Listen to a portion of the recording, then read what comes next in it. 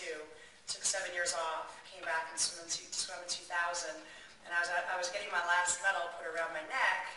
The national anthem was playing, and I started crying, and I was thinking to myself, what am I going to do now for the rest of my life? And I got off the awards podium and went to drug testing and started to walk out of the Sydney arena where the Olympics were.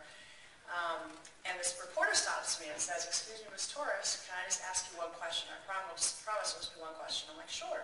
So he turns on the camera, sticks the microphone on my face, and says, "All right, I just want to know, are you going to do this in another 7 years at age 41?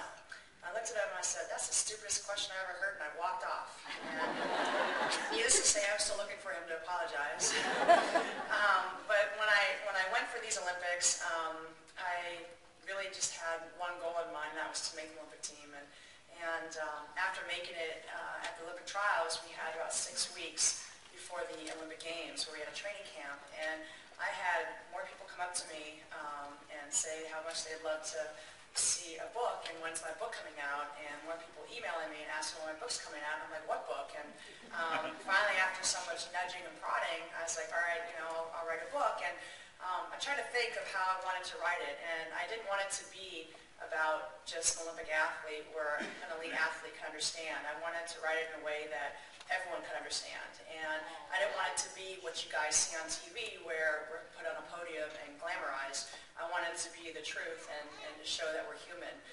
And that meant talking about the ups and downs in my life and the trials and tribulations that I had to overcome. And some people have said to me, well, you talk about the death of your father and eating disorder and jealousy on the swim team, and doesn't that sound kind of down? I'm like, no, the point is that I got through all that stuff and looked back on it and learned from it and moved on. And that's where the inspiration comes in. And I hope, I don't know if you guys have read it yet or you're going to read it, but hopefully you guys will like it. And I was very excited to write it. And I don't know, I'm glad to see you guys. And I guess I'm supposed to let you guys ask me some questions if you have before I start the signing.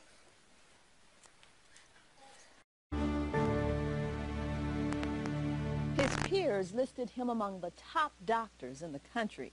Magazines have named him the best ophthalmologist in Atlanta. But it's not the awards and recognition that make Dr. Alan Kozarski so special. It's the gift he's given to thousands of patients around the world.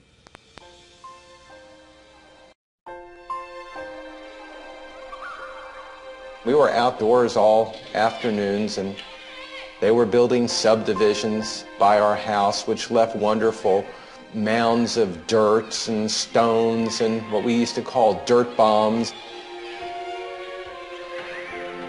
It was 1962. Alan Kozarski was 12 years old, living in South Jersey. I guess I was the one who stuck up my head at the wrong time, and I just got hit in the eye. I was a little bit startled by the fact that almost immediately I couldn't see out of that eye. Young Alan, the boy who saw the world in front of him, now only saw darkness. Confined to a hospital bed, those weeks of darkness illuminated Alan's future and the man he hoped to become. Dr. Klein, as an ophthalmologist, was sort of this mega figure, and he was taking care of me, and he was just sort of an incredible person. The kind of person who helped shape Alan's vision. Today, Dr. Alan Kozarski is an ophthalmologist specializing in corneal transplants. It's hard to imagine a life without sight. So many of our experiences happen through what we see.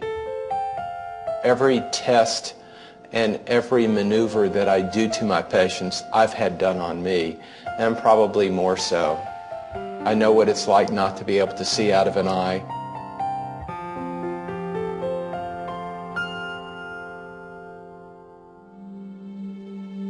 In addition to running a practice which helps restore sight to hundreds every year, Dr. Kozarski volunteers as medical director for the Georgia Eye Bank. For your 65-year-old, we have a 59 Caucasian female. The only nonprofit in Georgia that recovers processes, and provides donated human eye tissue for surgery and research.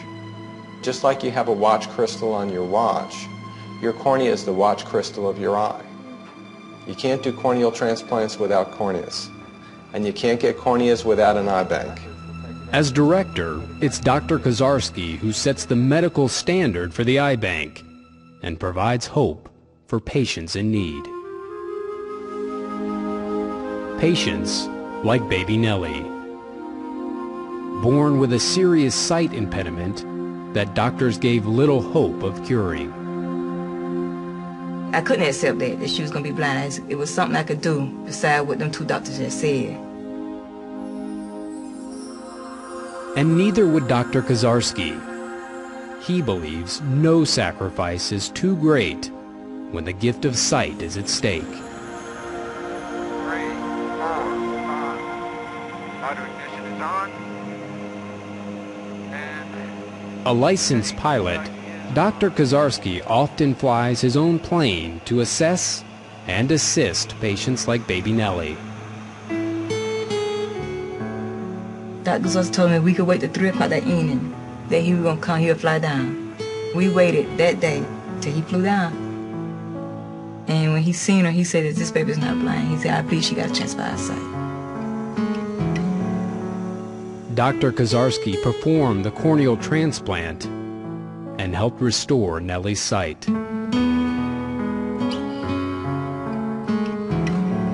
That was 16 years ago. Who is that, doctor? Who is that? Today, Nellie not only sees, but remembers the man who gave her sight. I look at Nellie and I said, if there was only one thing I did in my whole medical career, it would have been a good career. Just to do this for one person and have her grow up this way instead of as a blind kid, you say, you know, this is pretty neat.